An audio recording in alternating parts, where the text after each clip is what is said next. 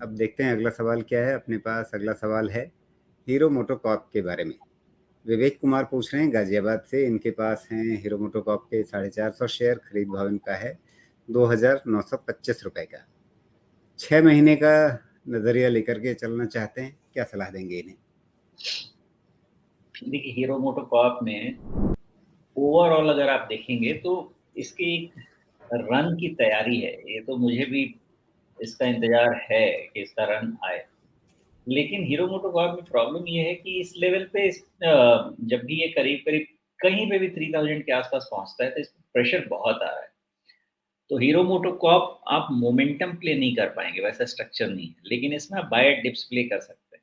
अब कैसे कर सकते हैं? तो इसमें आप थोड़ा-सा वेट करेंगे तो 2500 के आस-पास अगर कभी दिखता है, तो सेफ्टी नेट आपकी ज़्यादा रहेगी 2500 के आसपास, और वहाँ से आपके पास एटलीस्ट 20% का मार्जिन भी आ जाएगा। बिकॉज़ प्रॉब्लम 3000 पे है, उसके पहले तो प्रॉब्लम ज़्यादा नहीं है। और नॉर्मली 2200 के रेंज में इसको आराम से बहुत अच्छा सपोर्ट आ जाता है। बहुत उतना तो नहीं है प्रॉब्लम। प्लस साथ में जिस तरह से अभी टू व्हीलर की सिचुएशन है, रूरल इनकम कंजम्पशन की सिचुएशन है, ये सब स्टोरी बननी चाहिए। मुझे लगता है धीरे-धीरे बननी चाहिए, लेकिन इसमें टाइम है। हीरो मोटोकॉर्प अगर 2500 के रेंज में कभी दिखता है, तो बिगिनिंग कर सकते हैं खरीदने के लिए।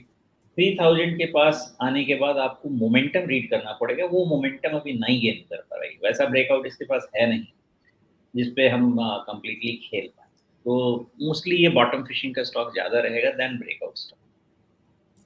जी सुमेश, यहाँ पे आप 2500 की बात कर रहे हैं, लेकिन उससे पहले ही मुझे 2600 पे इसका 200 दिनों का मूविंग एवरेज नज़र आ रहा है। ऊपर की तरफ इसके 20 और 50 दिनों के मूविंग एवरेज छूट चुके हैं।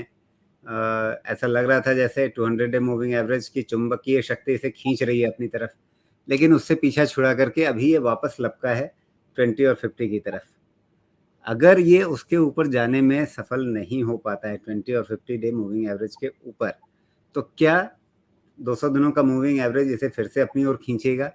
और अगर उसके भी नीचे ये 2500 की ओर चला गया, जो बात आप कह रहे हैं, जो लेवल आप बता रहे हैं, तो इसका मतलब होगा कि सारे short term, medium term, long term सारे मूविंग एवरेज कट गए, तो फिर तो ट्रेंड ज़्यादा कमज़ोर हो जाएगा। फिर 2500 पर क्यों रुकेगा ये? नहीं, ऐसा नहीं है। एक्चुअली इसका स्ट्रक्चर थोड़ा-सा अलग है। इसकी एनालिसिस करने के लिए काफ़ी पीछे से स्ट्रक्चर देखना पड़ेगा। सर 200 ईएमए के पास क्या है कि ये काफ़ी समय से रेंज बाउंड है, काफ़ी समय से। तो आप जस्ट 200 डीएमए, मतलब मैं मेरी एनालिसिस बता रहा हूँ। लोग तो मैंने देखा है डीएमए पॉइंट डेसिमल तक रीड करते हैं, मैं वैसा नहीं करना चाहता। 200 डीएमए मेरे हिसाब से एक आपके लिए इंडिकेटिव नंबर है। उसके अराउंड आपको अपना थीसिस बिल्ड करना पड़ेगा, बिकॉज़ फ्लैटिश है इसका डीएमए। आपको इसमें स्टॉप लॉसेस 200 डीएमए के आसपास ही मिलेंगे। आपको लगेगा 200 डीएमए ब्रीच हो गया, लेकिन वो कट के फिर नीचे से वहाँ से बाउंस कर सकता है। वैसा हो सकता है। तो पॉइंट ये है कि हीरो मोटोकॉर्प ट्रेडिंग स्टॉक अब फिलहाल नहीं है, बिकॉज़ इसका ट्रेडिंग स्ट्रक्चर नहीं। लेकिन एक ज़माने में, एक समय में, जैसा मैं यहाँ पे आईडीएफसी समझाया करता था कि आईडीएफसी आप जब लेंगे, आपको बनाना है पैसा, तो उसको गिरने में कभी ले लीजिए, भागते हुए में पकड़िए नहीं, क्योंकि उसका स्ट्रक्चर ही पूरा अजीब-सा बना हुआ है। तो इन्वेस्टमेंट बेस्ड ट्रेडिंग करेंगे तो उसमें आप पैसा बना सकते हैं। तो हीरो मोटोकॉर्प भी सेम है। अगर आप इन्वेस्टमेंट बेस्ड ट्रेडिंग करेंगे 2500 के आसपास एंड बिलो, तो आपके पास रिस्क थोड़ा कम रहेगा, पेशेंस थोड़ा ज़्यादा लगेगा, लेकिन प्रॉफ़िट बनने के चांसेस भी उतने ही हाई रहेंगे। एटलीस्ट 20% साल का तो कहीं नहीं जाएगा, 20-25%। और लार्ज कैप है, तो 20% भी अगर साल का दे देता है, 25% तो बहुत है।